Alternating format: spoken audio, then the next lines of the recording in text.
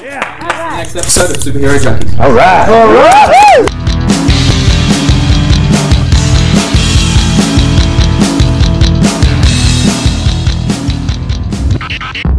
I just did Gallipoli in Australia. Oh yeah. I was there for 4 months, and that's kind of a part of my transition as an actor, growing up and doing different roles and just keeping it quality. So yeah. And you played a soldier in that, and yeah, I played a soldier in that. The lead, his name is Tolly, and it's a mini-series for Australia, a big Channel 9 mini-series, and it's basically showing the story of Gallipoli from start to finish. Oh, that's awesome. And Paranorman. Of course, Paranorman. Yes. The voice of Paranorman, which doesn't sound like him at all anymore. It's long gone. Now, tell me about going through puberty during Paranorman. Okay, that's a nice question. No, I actually had, so the way they do animation, and specifically stop motion animation, which is a whole story in itself, it's just amazing the patience that goes into that and work. But yeah, I had 10 sessions to go in and do, and I basically was at that age. And by the second last session, I went in and they were like, I just looked at their faces after I did a couple lines, and they were just like, no, I don't know if we can do that anymore.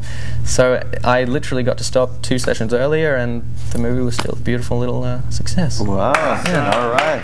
All right.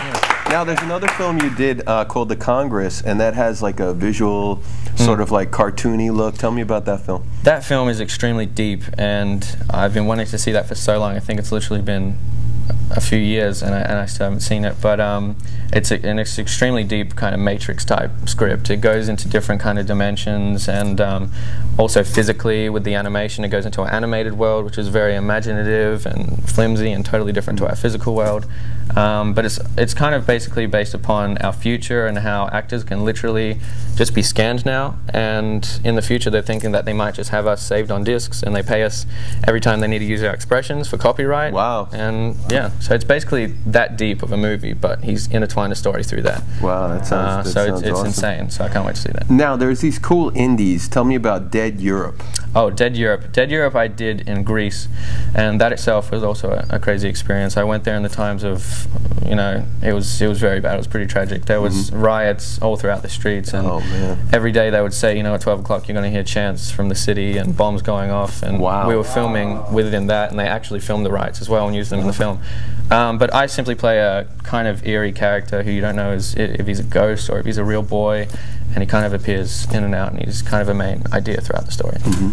All right, and now I have a Kodi Smit-Mcphee trivia question for anybody who's here. Oh no. What are the 2 Michaels that are villains in superhero movies that Kodi has worked with? I gave you their first name, 2 Michaels. Wow. Wow. Do you know, Kodi? That would be Michael Shannon. Michael Shannon, Zod. Man of Steel. Man of Steel. And villain, right? And another great guy, Michael Fassbender. Right. Magneto. Yeah. That is amazing. You just see that? You just brought that together. The 2 supervillains, both named Michael, that Kodi has worked with. I should call Magneto, and then call Michael Shannon. Yeah. And then intertwine. They should fight. We should get like a boxing match going or something. Yeah. Let's do it. I think it's cool.